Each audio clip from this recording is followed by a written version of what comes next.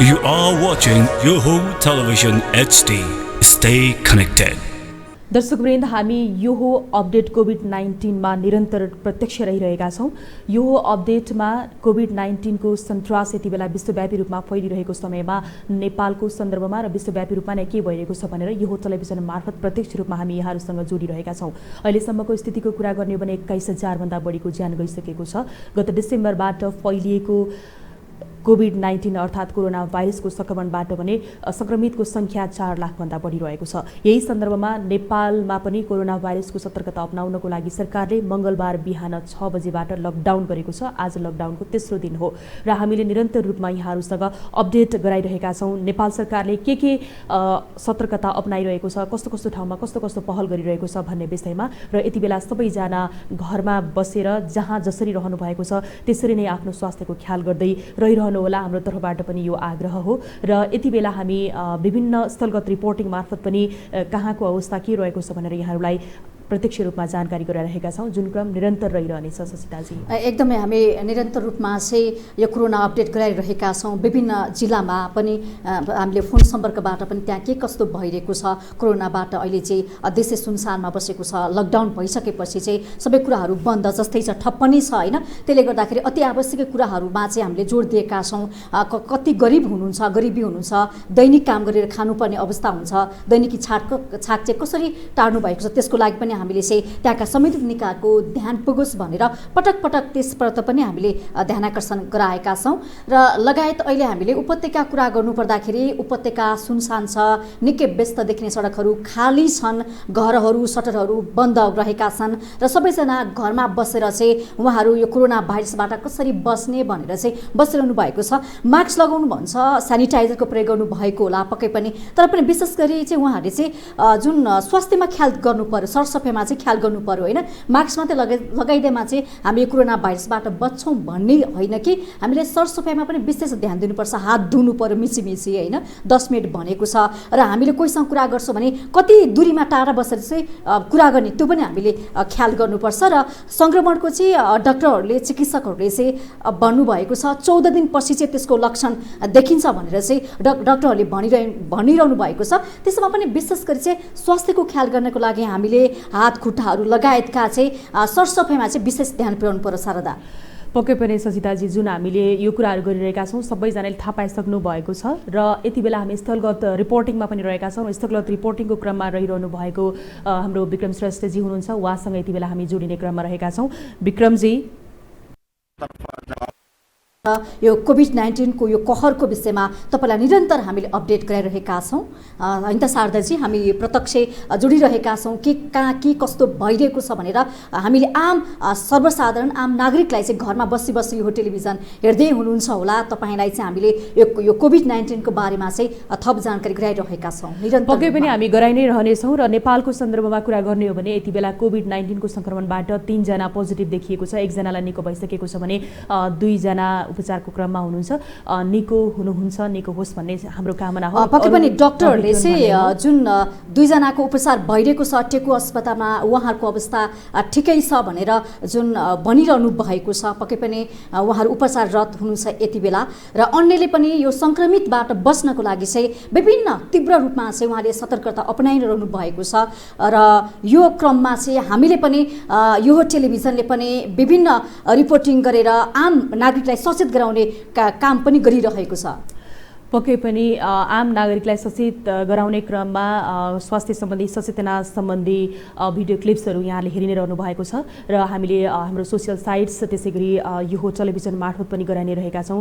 र यति बेला नेपालको लकडाउनको आज तेस्रो दिनमा रहेका छौं र तेस्रो दिनसम्म आइपुग्दाखेरि फाटोफुट यो लकडाउनलाई उल्लङ्घन गरेको घटनाहरू बाहेक खासै त्यस्तो केही पनि भेटिएको छैन र स्वास्थ्य मन्त्रालयले हरेक दिन पत्रकार सम्मेलन पनि गरेर जानकारी दिइरहेको छ के कस्तो अवस्था रहेको छ। हामीले जसको स्याम्पल लिइरहेको देखिरहेका छौं, अर्थात् अस्पतालले जसको परीक्षण गरिरहेको छ त्यसको बारेमा पनि जानकारी दिइ नै रहेको छ। र अर्को कुरा भनेको चाहिँ विशेष गरी काठमाडौँ महानगरपालिकाले पनि सचेतना अपनाएको छ। हुन त सके जति गर्नुपर्ने हो त्यति मात्रामा गर्न सकेको छैन नेपाल सरकारले पनि, तर पनि आफ्नो तर्फबाट व्यवस्थापन गर्दै लैजाने भनेर चाहिँ काम गरिरहेको छ। यति हुँदै गर्दाखेरि लकडाउनलाई चाहिँ किन भयावह रूप सम्झेर पनि नेपालीहरूले चाहिँ अवज्ञा गर्ने, त्यसैगरी गरी चाहिँ त्रास एकदमै डराउने यो क्रम एकदम बढेको पनि हामी देख्न सक्छौँ। त्यसो नगरौँ, किन भन्दाखेरि यो लकडाउन भनेको त्यस्तो भयावह डरको स्थितिमा आउनु भनेर होइन। किन भन्दाखेरि चाहिँ जहाँ जस्तो अवस्थामा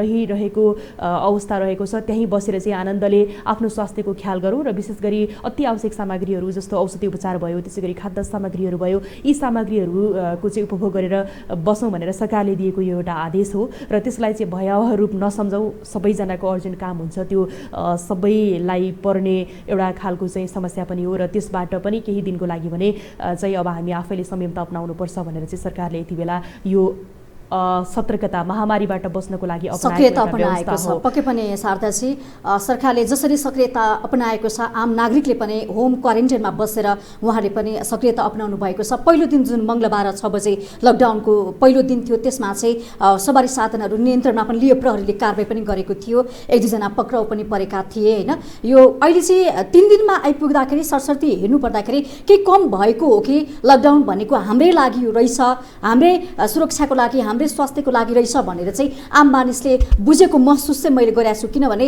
हामीले पहिले यो 3 दिनलाई सरस्वती हेर्दाखेरि पहिलो दिनमा चाहिँ यो लकडाउन भने के रहेछ, बाहिर निस्कनु नहुने हो कि भनेर त्यो पसल खुलेको छ कि छैन, त्यो चौतारोमा मान्छेहरू आएको छ कि छैन भनेर बाहिर निस्किने गर्नुहुन्थ्यो। तर अहिले चाहिँ ओहो स्वास्थ्यभन्दा ठुलो केही छैन, सरकारले हाम्रो लागि चाहिँ यो लकडाउन गरेको रहेछ, यो महामारीको रूपमा कोभिड-19 आएको रहेछ, यसबाट चाहिँ बच्नको लागि अहिलेसम्म औषधि बनेको छैन, त्यसको औषधि भनेकै होम क्वारेन्टाइन, घरमै बस्ने, घरमै बसेर चाहिँ स्वास्थ्य सम्बन्धी विभिन्न कार्यक्रमहरू गर्ने रहेछ भनेर चाहिँ अहिले बुझ्न थाल्नु भएको छ। यो पनि एउटा सफलता नै मान्नुपर्छ। किनभने नेपालमा 3 जना मात्रै भेटिएको छ, 1 जना निको भइसक्नु भएको छ, अब 2 जना चाहिँ उपचाररत हुनुहुन्छ होइन।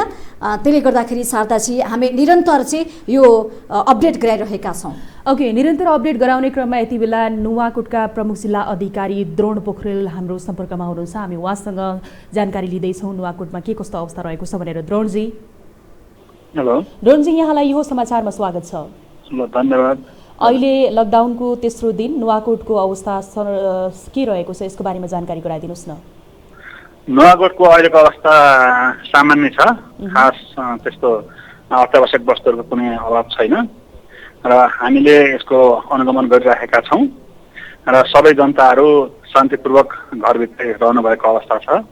लकडाउनको पालना सबैले गर्नुभएको छ र यहाँ चाहिँ अहिले हामीले विभिन्न गाउँपालिकाहरूमा क्वारेन्टाइनको व्यवस्था गरेका छौँ र खास गरी विदेशबाट आएका व्यक्तिहरू जो 14 दिनभन्दा यता विदेशबाट आउनु भएको छ, 14 दिन क्रस गर्नु भएको छैन, उहाँहरूलाई चाहिँ सेल्फ क्वारेन्टाइनमा बस्नको लागि हामीले वडामा चाहिँ अभियान चलाएका छौँ र उहाँहरू अहिलेसम्म 32 जना सेल्फ क्वारेन्टाइनमा बस्नु भएको छ र गाउँपालिकाले पनि, गाउँपालिका नगरपालिकाहरूले पनि क्वारेन्टाइन होमको व्यवस्था गरेको छ र यदि कसैले सेल्फ क्वारेन्टाइनमा बस्ने अथवा होम क्वारेन्टाइनमा बस्नको लागि स्पेस उपलब्ध छैन अथवा कुनै समस्या छ भन्नुभयो भने हामीले गाउँपालिका नगरपालिकाले तयार गरेको क्वारेन्टाइनमा नि ल्याएर राख्ने व्यवस्था मिलाएका छौँ र अहिले सङ्क्रमणको कुनै त्यस्तो यहाँ सङ्ख्या छैन र जनताहरू सबै चाहिँ ढुक्क भएर लकडाउनको पालना गरेर बसेको अवस्था छ। विदेशबाट आएकाहरूलाई सेल्फ क्वारेन्टाइनमा राखेका छौँ भन्नुभयो, कतिजना आउनुभएको छ, कहाँबाट आउनुभएको छ?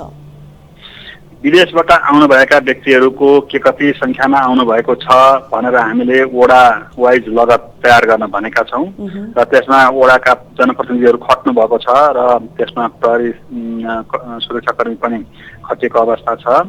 अहिलेसम्म चाहिँ अब यति कति आए भनेर यकिन भएको छैन, तर अहिलेसम्म हामीले 32 जना चाहिँ सेल्फ क्वारेन्टाइनमा बसिरहेको अवस्था छ।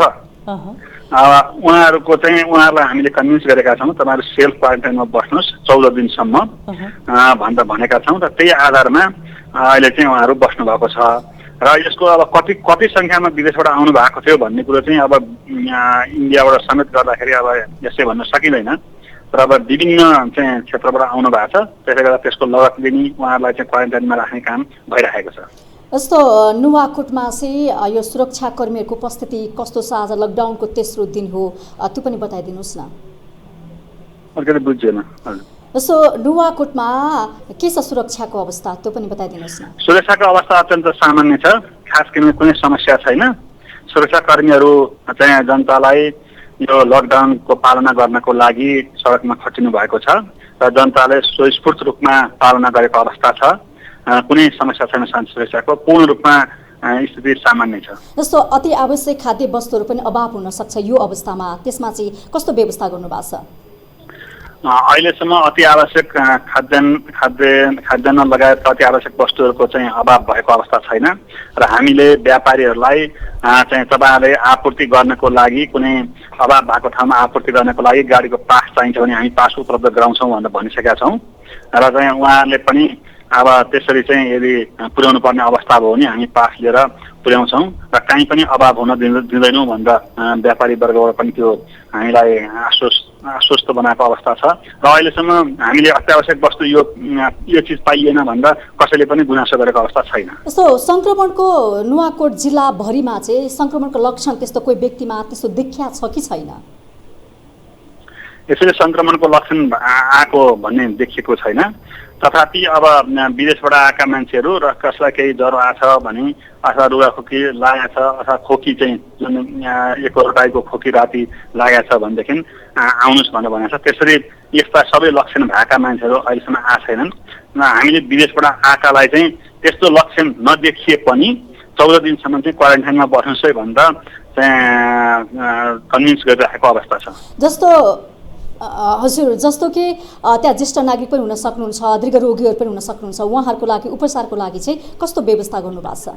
हामीले त्यस्ता व्यक्तिहरूलाई कुनै उपचारको समस्या हुन नदिने गरी व्यवस्था मिलाएका छौँ र त्यस्तो अहिले कुनै गुनासो आएको छैन, मैले उपचार पाइनँ, मलाई यो समस्या भयो भनेर भनेको अवस्था छैन। जस्तो तेस्रो दिनमा जुन छ नि अहिले लकडाउनको तेस्रो दिनमा अहिले नेपालमा 3 जना संक्रमित भेटिसकेपछि चाहिँ नुवाकोटका आम नागरिकहरूको जुन भनाइ अनि उहाँहरू कतिको चाहिँ अवेर हुनुहुन्छ अर्थात् त्रासमा हुनुहुन्छ, के छ यसको बारेमा पनि जानकारी अलिकति गराइदिनुहोस् न। 3 जना संक्रमित भेटिसकेको अवस्थामा नुवाकोटका बासिन्दाहरू अलिकति सजग हुनुभएको छ। तथापि अब ती चाहिँ लोकल ट्रान्समिटेड होइनन्, बाहिरबाटै आएका व्यक्तिहरूमा देखिएको कारणले गर्दाखेरि चाहिँ हामीले विदेशबाट आएकालाई नै बढी जोड दिएका छौँ र कुनै पनि व्यक्ति संक्रमित नभेटिएको कारणले गर्दाखेरि अहिले चाहिँ अब लकडाउनको पूर्ण पालना गरेर घरमै बसेको अवस्था चाहिँ छ। धन्यवाद यहाँलाई जानकारीको लागि, हामी फेरि जोडिनेछौँ। उहाँ हुनुहुन्थ्यो नुवाकोटबाट प्रमुख जिल्लाधिकारी द्रोणा पोखरेल। हामीलाई नुवाकोटको समग्र जानकारी गराउनु भएको थियो र जानकारी गराइरहँदाखेरि नुवाकोटमा चाहिँ कोही पनि व्यक्तिमा चाहिँ सङ्क्रमणको लक्षण नदेखिएको र त्यहाँ खाद्यान्न लगायतका अति आवश्यक वस्तुहरू पनि अभाव नभएको, त्यसमा चाहिँ हामीले दीर्घ रोगी ज्येष्ठ नागरिकहरूलाई चाहिँ उपचारको पनि व्यवस्था मिलाएका छौँ, त्यस्तो कुनै अभाव नभएको र सुरक्षाको दृष्टिकोण निकै सामान्य रहेको भनेर चाहिँ हामीलाई जानकारी गराउनु भएको थियो। शारदाजी, पक्कै पनि अवेरनेस नै सबैभन्दा ठुलो औषधि यति बेलाको लागि बनेको छ। विश्वभर फैलिएको कोरोना भाइरसको त्रासले नेपालमा पनि सतर्कता अपनाउनु पर्छ भनेर यति बेला अब तथ्याङ्ककै कुरा गर्ने हो भने विश्वव्यापी रूपमा 21,000 भन्दा बढीले ज्यान गुमाइसकेका छन् र यति बेला 21,000 भन्दा बढीको ज्यान गइसक्दाखेरि नेपालमा 3 जना संक्रमित भेटिएको छ जो विदेशबाट नेपाल आउनु भएकोहरू हुनुहुन्छ। त्यो हिसाबले गर्दाखेरि जो तपाईँको घरबाट बाहिर जानुभएको थियो र यति बेला घरमा आइपुग्नु भएको छ नेपाल भने उहाँहरूलाई पनि सेल्फ क्वारेन्टाइनमा बस्न हुनको लागि र राखिदिनु हुनको लागि अनुरोध गर्नुहोला। र यहाँहरूले यो टेलिभिजनको स्क्रिन मार्फत पनि देखिरहनु भएको छ विश्वभरको डाटा, कता कता के भइरहेको छ, कतिजना संक्रमित, कतिजनाको मृत्यु, कतिजना निको हुनु भइरहेछ भन्ने बारेमा। र विशेष गरी अहिले पछिल्लो डाटा हेर्ने हो भने इटली सबैभन्दा पहिलो सायद सचिताजी होइन? हो, एकदमै अनि इटाली छ पहिलो चाहिँ, अनि त्यसपछि स्पेन आएको छ, अनि अमेरिका छ र त्यसपछि फ्रान्स। ओके, यसरी चाहिँ लगायतका राष्ट्रहरूले चाहिँ यति बेला युरोपियन कन्ट्रीहरू सबैभन्दा बढी जोखिममा हामीले देखिरहेका छौँ र सबैभन्दा बढी जोखिममा रहेकै कुरा गर्ने हो भनेदेखि चाहिँ अब नेपाल पनि उच्च जोखिममा रहेको भनेर WHO ले भनिसकेपछि यति बेला नेपालले सतर्कता अपनाउनको लागि लकडाउनको चाहिँ व्यवस्था गरेको हो र जुन 1 सातासम्मको लागि रहेको छ। अहिलेसम्मको स्थितिको कुरा गर्ने हो भने चैतको 11 गतेदेखि चैतको 18 गतेसम्म र योभन्दा बढी अब आउने दिनहरूमा के कस्तो खालको स्थिति देखिन्छ त्यसमा भर पर्छ र अहिलेसम्मको डाटालाई हामीले मध्यनजर गर्ने हो भनेदेखि निको भएर गइसक्नु भएको पनि धेरैजना हुनुहुन्छ र धेरैजना निको भएर जानको लागि चाहिँ यो प्राकृतिक रूपमा नै हामीले आफूलाई सचेत गराउनु पर्ने छ भनेर यति बेला चाहिँ सम्बन्धित विशेषज्ञहरूले पनि भनिसक्नु भएको छ। त्यो हिसाबले शारदाजी जस्तो कि कतिपयले चाहिँ यो कोरोना भाइरस नि कोभिड-19 निकै आत्तिने के हो, अब यो कसरी सर्छ, ओहो नेपालमा पनि अब नेपाललाई उच्च जोखिम राखेको छ WHO ले के होला कसो होला भनेर उहाँहरू तर्सिने आत्तिने भन्दा पनि यसबाट बच्नको लागि चाहिँ विशेष गरी चाहिँ अब डाक्टरहरूले पनि भनिसक्नु भएको छ अहिलेसम्म उपचार कुनै पनि औषधि बनेको छैन। विश्वले पनि अहिलेसम्म यो कोरोना भाइरसको सामना गर्न सकिरहेको छैन नि त। यो अवस्थामा नेपालले पनि के गर्नु पर्यो भने सरकारले होम क्वारेन्टाइन नै हो भनेको छ कि यसको बस्ने उपाय भने घरमै बस्ने, घरमा बसेर चाहिँ स्वास्थ्यको ख्याल गर्ने होइन, खाना खाँदा हिँड्दा बोल्दा चाहिँ विशेष गरी सरसफाइमा ध्यान दिनुभयो भने चाहिँ यसको उपाय बस्ने उपाय भनेको यही भन्नुभएको छ। यो चाहिँ अहिले सङ्कट मानव सङ्कटको घडीमा छौँ र सबैले यो सरकारले जुन एउटा उच्च सतर्कता अपनाएको छ यो हाम्रै लागि हो, हामी सबैले यो पालना गर्नुपर्छ र हाम्रो स्वस्थ रहे हामी नै रहन्छौँ होइन, स्वस्थ नै सबभन्दा ठुलो कुरा हो।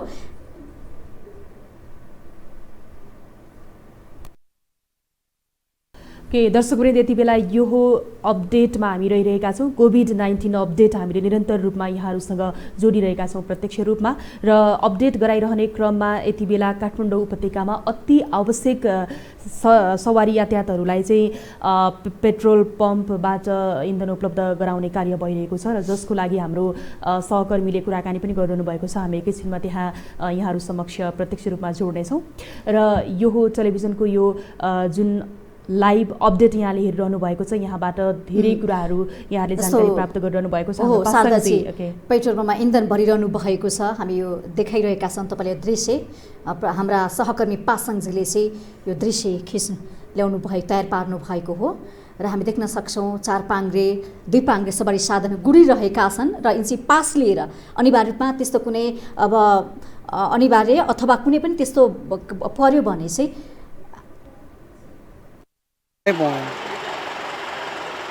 तेल भयो अति आवश्यक सामानहरू पाउनलाई काठमाडौँमा अहिले काठमाडौँको अवस्थामा चाहिँ कतिको गाह्रो छ तपाईँहरूलाई? गाह्रो त गाह्रै छ सर, अब कहीँ पसल पनि आउँदैन। खास तपाईँ के गर्नुहुन्छ? म पेसा त यही ट्याङ्कर चलाउने काम गर्छु। अहिले ट्याङ्करहरूलाई चाहिँ काठमाडौँमा के छ अहिले छिर्न जहाँ पाए सबै ठाउँमा छिर्न दिइरहेको छ, के छ? छिर्न त दिइरहेको छ, हामीले सेफ्टीहरू युज गरेर हुन्छ, मास्क ग्लोभ्सहरू होइन, हाम्रो त्यस्तो छैन। जस्तो हामी अर्को घरमा पानी हाल्दाखेरि छुँदिनँ दायाँ बायाँ, कम्पाउन्डमै बस्ने हो, त्यस्तो सेफ्टीहरू गरेर छिर्ने।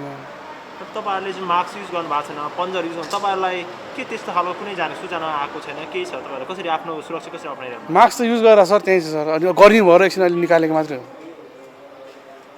यो काठमाडौँमा अहिले जुन सामानहरूको कतिको पाइरहनु भएको छ, अति सामानहरू कतिको पाइरहनु, अति अति सामान खानाको लागि चाहिने कुराहरू कतिको पाइरहनु छ? अब बिहान तपाईँको त्यही 2 घन्टा पाउँछ, त्यही त्यसैमा एड्रेस गर्ने हो, घरतिर एड्रेस गर्छ, हामी चाहिँ बाहिर खाने हुन्छ।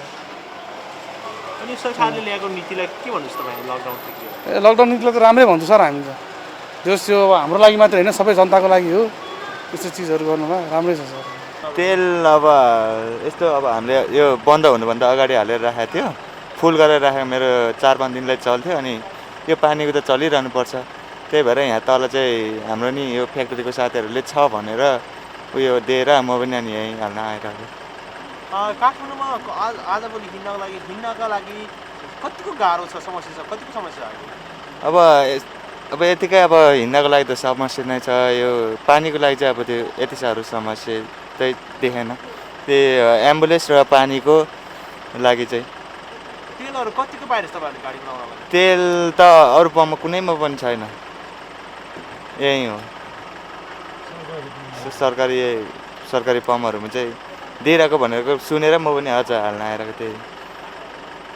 अनि बजारमा अहिले जुन सामानहरू जुन आफूलाई अति आवश्यक सामानहरू कतिको पाइरहेछ? ग्यासहरू भयो, तरकारीहरू भयो, कतिको पाइरहेछ? त्यो त सर्टेज नै भनौँ सर, त्यस्तो यति साह्रो पाएको छैन। त्यो बिहान बेलुका एकछिन खोल्ने रहेछ, त्यो एकछिनमा पनि त्यति राम्रो पहिलाको जस्तो त्यस्तो त छैन, पाएको छैन त्यस्तोहरू।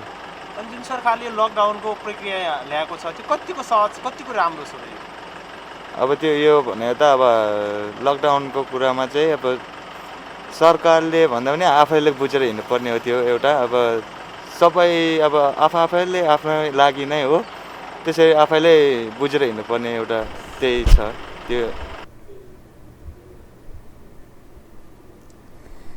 र भर्खरै मात्र हामीले देखायौँ यो काठमाडौँ उपत्यकामा रहेका पेट्रोल पम्पबाट चाहिँ इन्धन भरिरहेका सवारी साधन चालकहरूले भरिरहनु भएको थियो र हाम्रा सहकर्मी पासङले चाहिँ यो जुन रिपोर्ट तयार गर्नुभएको थियो र उहाँहरूले चाहिँ एकदमै हँसिलो मुद्रामा भनिरहनु भएको थियो किनकि अहिले चाहिँ जुन सवारी साधनहरू चल्न दिएको छैन र अहिले चाहिँ पासले र अति आवश्यकै सवारी साधन मात्रै सञ्चालनमा आएका छन् र त्यहाँ सवारी चालकले पनि कुनै पनि अत्यावश्यक कामहरू गर्नको लागि चाहिँ ती सवारी साधनहरू प्रयोगमा आएका छन् र यो बखतमा के हुन्छ भने अहिले पेट्रोल पम्पहरू चलिरहेका छन् कालो बजारी पनि त्यो हुनसक्छ मूल्य वृद्धि गर्ने पेट्रोलको मूल्य बढाउने त्यो पनि हुनसक्छ त्यसमा पनि सरकार पक्कै पनि सचेत होला शारदाजी पक्कै पनि गभर्मेन्ट यति बेला एकदमै सचेत भइरहेको छ आम नेपाली नागरिकको स्वास्थ्यप्रति र विश्वव्यापी रूपमा नै यति बेला चाहिँ आफ्नो देशको सरकारले एकदमै सचेतना अपनाइरहेका छन् र इटली यति बेला एकदमै ग्रसित बनेको छ सबैभन्दा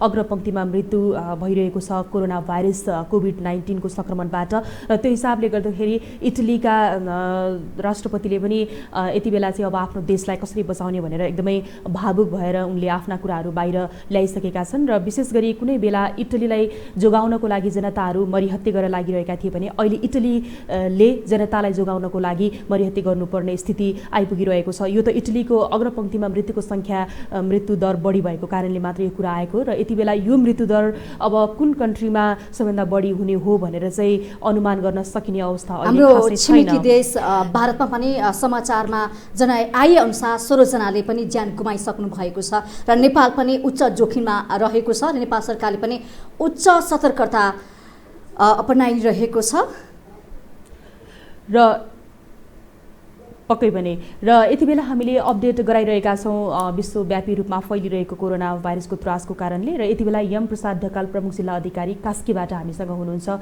ज्ञान प्रसाद ढकाल हुनुहुन्छ हामीसँग सम्पर्कमा हामी उहाँसँग कुराकानी गर्दैछौँ ज्ञानजी हजुर हजुर ज्ञानजी यहाँलाई यो समाचारमा स्वागत छ धन्यवाद हजुर कास्कीमा लकडाउन नेपालमा भएको तेस्रो दिन आज चलिरहेको छ तेस्रो दिनसम्म आइपुग्दा जनजीवन कस्तो रहेको छ जानकारी गराइदिनुहोस् होइन हाम्रो चाहिँ नि राम्रो छ होइन अब सबैजनाले हामीले गरेको चाहिँ नि अनुरोध र हाम्रो आदेशलाई चाहिँ नि पालना गरेर घरमै बसेर साथ दिनुभएको छ र अरू चाहिँ नि दैनिक जीवनका लागि अत्यावश्यक सामग्री पनि उपलब्धता छ नजिकको ठाउँबाट उहाँहरूले लिएर उपभोग गरिरहनु भएको छ र अलिकता केही गुनासो भनेको हामी घर जान पाएनौँ भन्ने चाहिँ नि अलिकति छ केही व्यक्तिहरूको हामीलाई अप्ठ्यारो पऱ्यो भन्ने छ र केही चाहिँ नि विदेशी नागरिकहरू पनि हुनुहुन्छ यहाँ उहाँहरू पनि अब काठमाडौँ जान पाए हुन्थ्यो भन्ने उहाँहरूको चाहिँ अनुरोध हुन्छ त्यो विषयमा चाहिँ नि हाम्रो परराष्ट्र मन्त्रालय र गृह मन्त्रालयसँग समन्वय भइरहेको छ र आज एउटा प्लेनबाट चाहिँ 58 जना विदेशी नागरिकहरू काठमाडौँ जानुभएको छ विशेष गरी यो पर्यटन क्षेत्रको प्रमुख एरिया भएको कारणले गर्दाखेरि पनि कास्की एकदमै यति बेला चाहिँ भनौँ न त्रास भयावह अनि अलिकति प्रभावित भएको जस्तो पनि हामीले अनुमान गर्न सक्छौँ होइन पर्यटकहरूको स्थिति चाहिँ के रहेको छ केही त आउनुभयो काठमाडौँ अरू बाँकीहरू होइन पर्यटकहरूको स्थिति खासै एकदमै गम्भीर समस्या छैन होइन अब उहाँहरूको चाहना आफ्नो घरको ठेगानमा जान पाए भन्ने त्यो स्वाभाविक पनि हो यस हिसाबबाट तर उहाँहरूले पनि सहयोग चाहिँ गरिरहनु भएको छ र केही अलिकता चाहिँ नि अब रेस्टुरेन्ट र होटलहरू बन्द भएको कारणले चाहिँ नि अब हामीलाई खानाको समस्या भयो भन्ने कुरा केही आएपछि हामीले चाहिँ नि यहाँका चाहिँ नि होटलसँग सम्बन्धित संस्था रेस्टुरेन्टसँग रेबनसँग सम्बन्धित संस्थाहरूसँग कुरा गरेर अब केही रेस्टुरेन्टहरू खोल्न लागेर चाहिँ नि उहाँहरूले चाहिँ नि अब खाना किन्न सकिने वातावरण मिलाएका छौँ त्यसले गर्दा एकदमै ठुलो समस्या चाहिँ नि देखिएको छैन अहिले लकडाउन भइरहेको स्थितिमा त्यहाँ पुगेका पर्यटकहरूको लागि केही त्यस्तो सहुलियत राखिएको छ कि छैन के छ त होइन सहुलियत भनेर ठ्याक्कै यो सहुलियत भनेर भनेको छैन तर चाहिँ नि जुन खोलिएका रेस्टुरेन्टहरू छन् त्यहाँ चाहिँ न्यूनतम मूल्यमा उहाँहरूले चाहिँ नि उपलब्ध गराइनु भएको छ भनेर हामीलाई जानकारी दिनुभएको छ जस्तो विदेशबाट आएका जुन व्यक्तिहरूलाई चाहिँ क्वारेन्टाइनमा राखिएको छ कि छैन के छ उहाँहरूको अवस्था अनि यसो छ केही व्यक्तिहरूलाई पनि यहाँ क्वारेन्टाइनमा राखेको छ होइन, एकदमै धेरै व्यक्तिहरू चाहिँ राखेको छैन। विदेशबाट आउनुभएका अब एक ठाउँमा चाहिँ नि 20 जना हुनुहुन्छ र अर्को ठाउँमा 17-18 जना चाहिँ दुई ठाउँमा चाहिँ नि बाहिरबाट आएकोलाई चाहिँ क्वारेन्टाइनमा राखेको छ। अब अरू चाहिँ यताउति मुभमेन्ट गर्ने व्यक्तिहरू चाहिँ सेल्फ क्वारेन्टाइनमै हुनुहुन्छ उहाँहरू। जस्तो सङ्क्रमण कास्की जिल्लामा चाहिँ सङ्क्रमणको लक्षण देखा परेको छ कि छैन? अब विदेशबाट पनि आउनु भएको छ, क्वारेन्टाइनमा राखिएको छ के छ? त्यस्तो सङ्क्रमण देखिएको चाहिँ छैन यहाँ होइन। अब हामीले अरू अब आइसोलेसन बेडहरूको पनि तयारी गरिरहेका छौँ र केही एकजना व्यक्तिको चाहिँ नि डेथ भएको थियो, अब क्वारेन्टाइनमा राखेको, अब सडन उ भएर होइन त्यसको चाहिँ नि अब स्वाब लिएर परीक्षणको लागि काठमाडौँ पठाएको छ। अरू त्यस्तो चाहिँ छैन। जस्तो उहाँको मृत्यु भयो भन्नुभयो यहाँले, के कारणले मृत्यु भएको त्यस्तो पोस्टमार्टममा केही देखियो, केही रिपोर्ट त्यस्तो केही आयो? त्यो रिपोर्ट आएपछि मात्रै पोस्टमार्टम हुन्छ उहाँको। भनेपछि अहिलेसम्म उहाँ के कारणले उहाँको मृत्यु भएको भन्ने अहिलेसम्म के पनि पत्ता लागेको छैन। त्यस्तो आशंका गर्नु भएको छैन डाक्टर साहब। उहाँ कहाँको को हुनुहुन्थ्यो, खुलाउन मिल्छ? हस् थ्याङ्क यू। हिजो कास्की जिल्लाबाट प्रमुख जिल्ला अधिकारी हुनुहुन्थ्यो, हामीलाई त्यहाँको थप जानकारी गराउनु भएको थियो। एकजनाको मृत्यु भएको छ भनेर यो दुःखद समाचार दिनुभएको छ, किनभने अहिले चाहिँ यो कोभिड-19 कोरोना भाइरस विश्वमै फैलिरहेको छ र उहाँ कास्की जिल्लामा पनि एकजनाको मृत्यु भएको छ। तर के कारणले मृत्यु भएको हो भन्ने कुरा चाहिँ सत्य तथ्य चाहिँ अहिलेसम्म खुल्ला आएको छैन। त्यसमा चाहिँ केही परीक्षण गर्ने, पोस्टमार्टम गर्ने काम अझै बाँकी छ भनेर चाहिँ हामीलाई जानकारी गराउनु भएको थियो। हामी विभिन्न जिल्लासँग जोडेर त्यहाँ यो कोभिड-19 को के कस्तो अवस्था छ, लकडाउनको आज तेस्रो दिन हो, त्यहाँ लकडाउनको पालना भएको छ कि छैन लगायतका विषयमा चाहिँ हामी कुराकानी गरिरहेका छौँ। ओके, नेपाल हो एकदमै गाह्रो छ स्वास्थ्यको सेवा पाउनको लागि पनि। मान्छेको मृत्यु भइसक्छ, मृत्यु भएको 2 दिनसम्म पनि रिपोर्ट आउँदैन। यो विडम्बना हामी नेपालीहरूले भोग्नु परिरहेको छ। त्यो हिसाबले गर्दाखेरि हामीले भर पर्ने भनेको हाम्रो आफ्नै प्राकृतिक रूपमा स्वास्थ्यको ख्याल गर्नुपर्ने चाहिँ हुन्छ। त्यो हिसाबले गर्दाखेरि यो अहिलेको यो जुन समय रहेको छ यसलाई एकदमै सचेत भएर चाहिँ सबैजनाले एकदमै सचेत हुनुहोला, हामी पनि यही नै आग्रह गर्छौँ। र यति बेला भने अब हामी स्थलगत रिपोर्टिङतर्फ लाग्दैछौँ। हो, हाम्रा सहकर्मी सम्वेक बस्नेतले चाहिँ निदान विभिन्न अस्पतालमा पुगेर, हस्पिटलमा पुगेर र विशेष गरी निदान अस्पतालमा पुगेर चाहिँ उहाँले एउटा स्थलगत रिपोर्ट तयार पार्नु भएको छ कोरोना विशेष। अब हामी चाहिँ उहाँले तयार पार्नु भएको चाहिँ स्थलगत रिपोर्ट चाहिँ तपाईँलाई देखाउनेछौँ।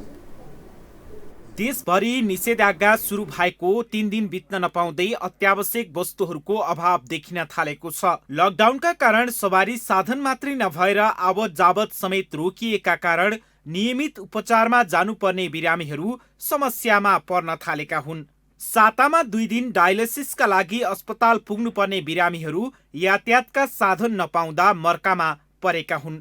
अब जस्तै सरकारले एम्बुलेन्सकै व्यवस्था पनि यो बिरामीहरूलाई ओसार पसार गर्नको लागि गरिदिएको भए त्यो एकदमै उचित हुन्थ्यो भन्ने चाहिँ हामीले महसुस गरेका छौँ।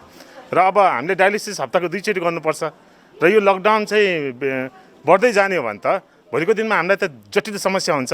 टाढा टाढाबाट अस्पताल पुग्नुपर्ने बिरामी थप समस्यामा परेका छन्। उनीहरूले सवारी साधन बन्द भएको अवस्थामा बिरामीहरूका लागि सरकारले आउने जाने व्यवस्था मिलाइदिनुपर्ने माग गरेका छन्। अहिले चाहिँ नि हामीलाई चाहिँ खाद्यान्नको पनि आवश्यकता छ, तर खाद्यान्न त हामी कसै गरी गरौँला? हामीलाई आउने जाने चाहिँ नि जो समस्या छ, बरु चाहिँ नि हामीले चाहिँ नि त्यसको चाहिँ कस्ट लिन्छ भने होइन, ट्याक्सीमा जसरी चाहिँ नि हामी आउँथ्यौँ त्यो कस्ट हामी बेहोर्न तयार छौँ, तर हामीलाई भेहिकल चाहिँ उपलब्ध गराइदिनुहोस्। बिरामी मात्रै नभएर लकडाउनको असर अस्पतालमै पर्न थालेको छ। अत्यावश्यक औषधिहरू अभाव हुन थालेको चिकित्सकहरू बताउँछन्। डायलिसिस गर्ने आवश्यक औषधिहरू र स्वास्थ्य सामग्रीहरूको नियमित आपूर्ति हुन नसक्दा सेवा नै बन्द गर्नुपर्ने अवस्था आएको हो। अहिले चाहिँ मेन हाम्रो समस्या के छ भन्दाखेरि डायलिसिसको बिरामी हेर्ने, तर उहाँहरू धेरै जसो इम्युनो कम्प्रोमाइज हुनुहुन्छ, उहाँहरूलाई धेरै नै रोगहरू लाग्न सक्ने सब म्याक्सिमम हामीभन्दा पनि उहाँहरूलाई बढी चान्स हुन्छ। र सँगसँगै हामीले अरू ठाउँमा पनि काम गर्नुपर्ने, इमर्जेन्सी यता सबैतिर काम गर्नुपर्ने हुन्छ र हामीले उताबाट रोग ल्याएर यता सार्न सकिन्छ कि भन्ने डर हो। अहिलेको अवस्थामा के छ, हामीसँग सामान छैन, मास्क छैन, पिपी छैन, होइन ग्लोभ्स छैन, केही पनि छैन। अब हामीले कति ठाउँमा फोन गरेर सोद्धाखेरि सरकारलाई मात्रै प्रोभाइड गर्छौँ, तपाईँहरूलाई हामी दिन सक्दैनौँ भने अब यो अवस्थामा हामीले कसरी काम गर्ने? त्यसैगरी चिकित्सकले लगाउने N95 मास्क लगायतका अन्य PPE स्वास्थ्य सामग्रीको अभाव हुँदा स्वास्थ्य कर्मी नै जोखिम मोलेर उपचार गर्न बाध्य छन्।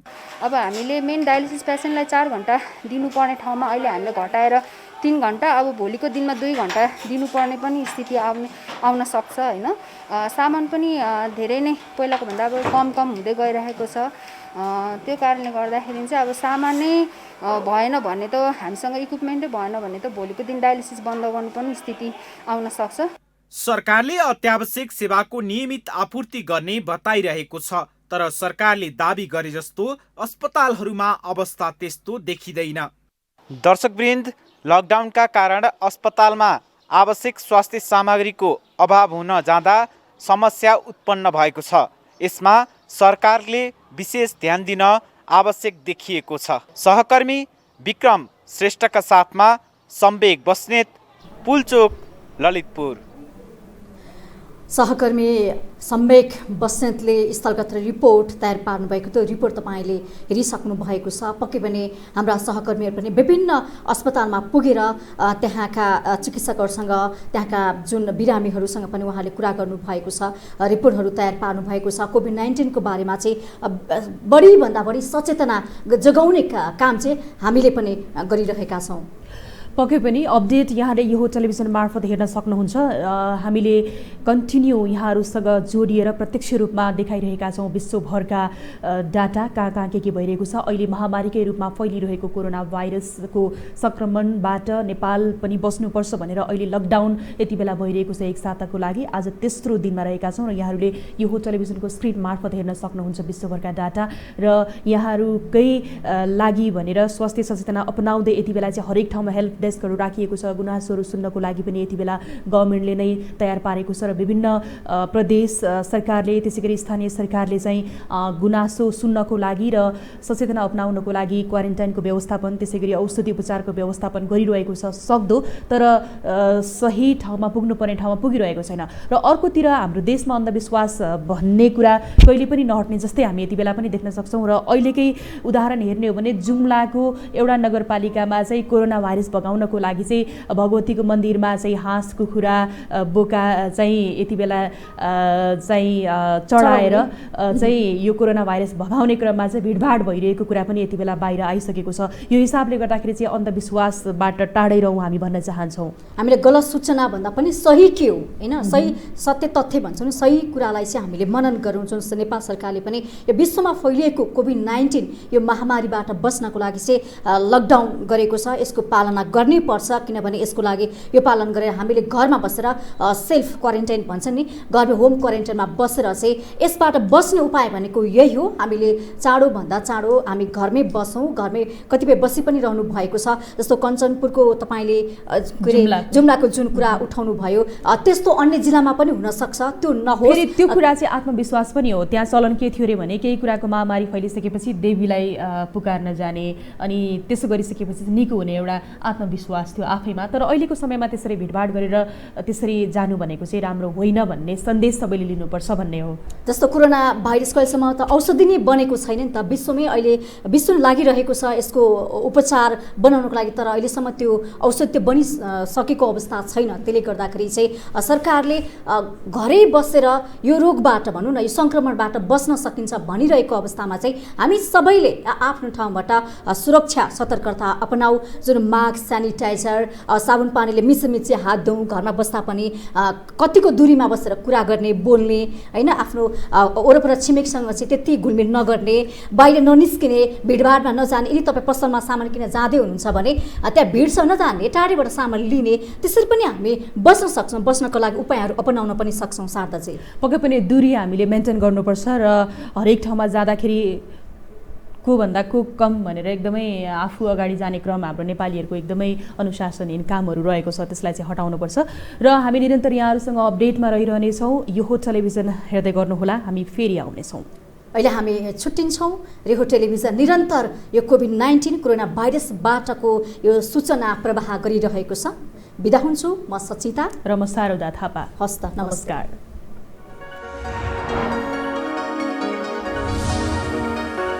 You are watching Yoho Television HD. Stay connected.